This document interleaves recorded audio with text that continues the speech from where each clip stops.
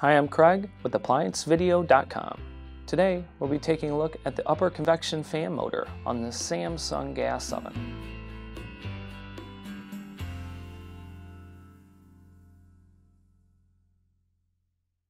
Stop. Before beginning any repair, always be sure to disconnect the power to the appliance.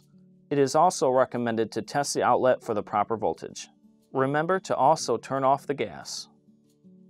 The main reason why you'd be replacing your upper convection fan motor is if the fan is getting loud while it is running or is not running at all. Now, click on the link below to view this repair video.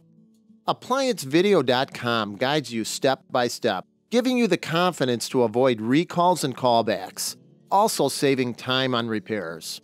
Whether you're up against an uncommon repair or the latest appliance on the market, our videos have been created with you in mind.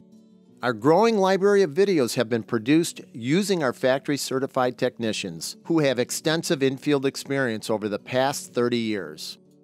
ApplianceVideo.com provides high-quality repair videos that anyone can follow, regardless of their skill level. We are here to help.